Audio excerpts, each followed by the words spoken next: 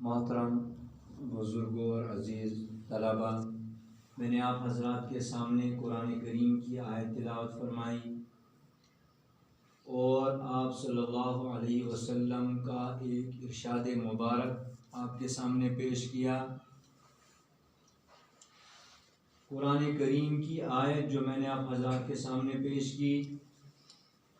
الذی خلق الموت والحیات لیبلوکم ایکم احسن عملا۔ اللہ تبارک و تعالی فرما رہے ہیں کہ الذی خلق الموت والحیات،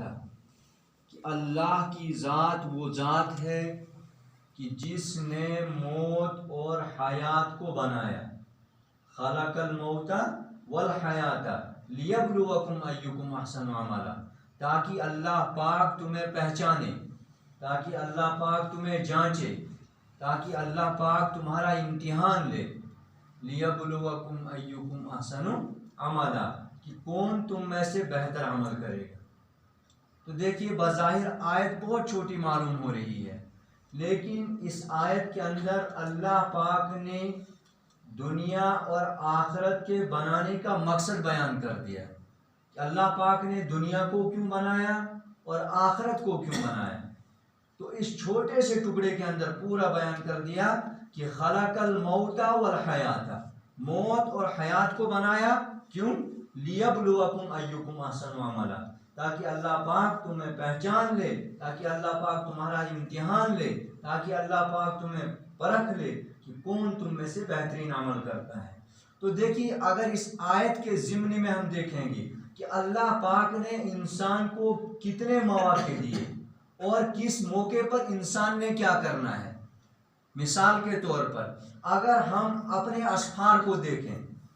یہ میں سفر کے اگر ہم ان کو دیکھیں گے کہ کون کون سے سفر ہم نے کیے، کہاں سے ہم آئے اور ہم نے جانا کہاں ہے، تو فرمایا علامہ جوزی علیہ الرحمہ کی ایک کتاب ہے، الدموع نامی ایک کتاب ہے، اس کتاب کے اندر علامہ جوزی علیہ الرحمہ نے فرمایا کہ اس دنیا کے علاوہ انسان 5 سفر کرتا ہے۔ اس دنیا کے علاوہ انسان 5 سفر کرتا ہے۔ پہلا سفر جو انسان کا ہے وہ عالم ارواح کا ہے،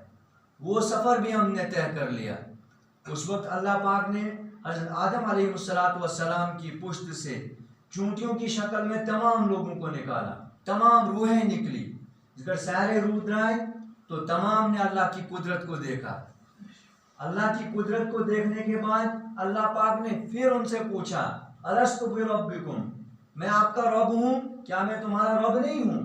مطلب پوچھو سا کون خدا؟ تو تمام روحوں نے کہا قالوا بلا، اے اللہ چو شک سون خدا، تو ہی ہمارا خالق ہے، تو ہی ہمارا اللہ ہے، تو ہی ہمارا مالک ہے۔ تو پھر فرمایا کہ چلو پھر آگے تمہیں میں آزماتا ہوں کہ بونٹ کیا کرو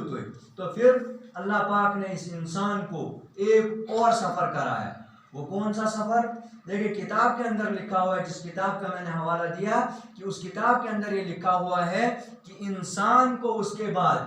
دنیا کی مختلف چیزوں کے اندر بانٹ دیا۔ مثال کے طور پر کہیں کا پانی، کہیں کی گندم، کہیں کے چاول، کہیں کا فروٹ، کہیں کی سبزی۔ تو انسان نے جب وہ چیزیں کھائی تو ان چیزوں کے کھانے کے بعد باپ کے شکم کے اندر، باپ کی کمر کے اندر ایک نطفہ تیار ہو گیا۔ اس کے بعد اللہ پاک نے اس سفر سے بھی ہم کو نکالا، پھر مادر رحم کے اندر۔ تو مادر رحم کے اندر جب انسان آیا یعنی ماجھنز یڑمز، تو دیکھیے وہاں پہ اللہ پاک نے کتنا احسان کیا کہ اگر آنکھ کان ایسے زوٹ پہن، آنکھ ایسے چھوٹ پہن، آنکھ ایسے بڑ پہن، آنکھ ایسے لکٹ پہن، یا آنکھ نڑ ایسے 8 فٹ، آنکھ ایسے 1 فٹ، تو انسان کو کتنا مشکل ہو جاتا۔ لیکن اللہ پاک نے وہاں بھی اپنی قدرت سے انسان کو بنایا۔ اندھیرا ہے تانچ ماجھنز یڑمز آئیں گے، پھر مادر رحم کا یا انسان آسن چھو، پھر جس کور کے اندر انسان ہوتا ہے اس کا اندھیرا، زترے آئیں گے ایسے، لیکن اللہ پاک نے اس انسان کو بالکل برابر سرابر بنایا۔ اللہ پاک نے قرآن کریم کے اندر فرمایا یا ایھا الانسان، اے انسان کیا گو اس سے۔ دیکھیں کتنا پیارا ایک خطاب ہے یہاں۔ یہ پیارے شمنن اگر اس نیچوس مناؤ تو بچو یوڑ وتو، تو دیکھیے ایک یہ بھی ایک انداز ہے بلانے کا تو بکتے یوڑ ول تو دیکھیں یہ بھی مقصد دونوں کا ایک ہے، نادی شدن مقصد کہ یوڑ ول تو، لیکن ایک ہے کہ ول جگرا یوڑی ول پترا یوڑی تو وہ الگ ہے، آپ کو تو یوڑ ول تو بکتے دو خطاب ہیں، تو دونوں کا مقصد ایک ہے کہ بلانا، لیکن اللہ نے کتنا پیارا خطاب فرمایا کہ یا ایھا الانسان، اے انسان، ما غرک بربک الکریم، کہ اپنے کریم رب سے تجھے کس چیز نے دھوکے میں ڈالا، اور چیز دھوکہ لوگ ملاگن سشیا دنیا میں پتہ یہ کچھ نہیں ہے، وما الحیات الدنیا الا متاع الغرور، یہ ختم گژھن وول، یہ تو چھوڑ دے گا، ایک دن تو دیکھے گا کہ چون ایسی نہ کیے تھی نا، جو تو نے کمایا ہوگا، مکان بنایا ہوگا، سوت روزی تیل، پیسہ کمایا ہوگا، سوت روزی تیل، گاڑی آسنے تھے اس میں، سوت روزی تیل، آخر کار سننے سے میز حوال کرے، ات دنین تیت کی گارگن واپس ہی کیے، تو بس کیا ہو گیا تجھے، ما غرک بربک الکریم، فرمایا الذی خلقک فسواک فعدلک، یہ خدائن سے بنو برابر سرابر تجھے بنایا، فی ای صورت ما شاء رکبک، جس صورت میں اللہ پاک نے چاہا اس صورت میں تجھے پیدا کیا، ورنہ دنیا سے کسا مخلوق ہے ایسا موشوں دیو ہوتا ہے ایسے یا اور کسی جانور کا جیسا چہرہ ہوتا، لیکن قرآن نے فرمایا نہیں، فی ای صورت ما شاء رکبک، اللہ پاک نے تجھے ایک بہترین طریقے سے بنایا، جیسے چاہا بنایا، تو یہ دوسرا سفر تھا انسان کا، پھر مختصراً اس دوسرے سفر کو انسان جب چھوڑ دیتا ہے یہ دنیا پر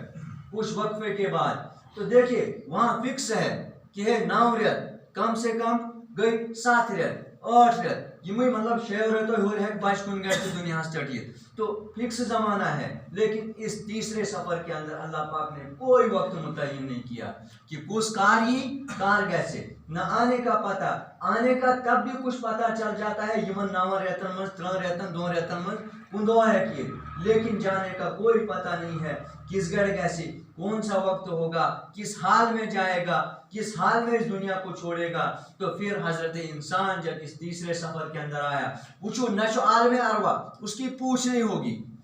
کہ چوسو تیتی کوئی نہیں، کوئی پوچھ نہیں، ماجہ زیڑ مزوسو اس کی بھی پوچھ نہیں، اس کے بعد ابھی غیر بالغ نہیں ہوا ہے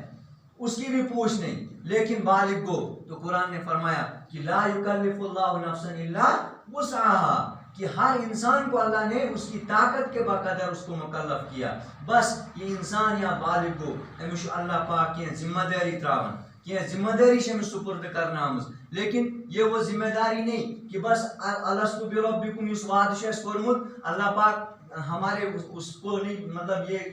جو وعدہ ہم نے کیا ہے کہ اسی پر اکتفا کریں گے کہ میں شتے ونمت نہیں،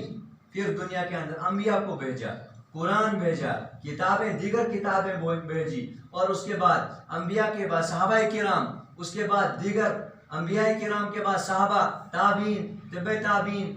دیگر علماء کرام، تو انہوں نے وہ کام پھر ہم تک پہنچایا، مطلب جیسے آج ہمارے پاس قرآن بھی موجود ہے، احادیث بھی موجود ہے، مگر آج مصر قربینی، تو دیکھیں یہ دوسرا سفر ہے، تو اس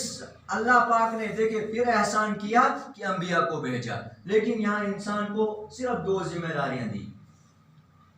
اخ مثال دم بتان، مثال سے یہ چیز کہ اگر ایک بچے سی ون کہ ژے امتحانس من 10 سوال، بس یم 10 چیز یاد کرے تو یمو علاوہ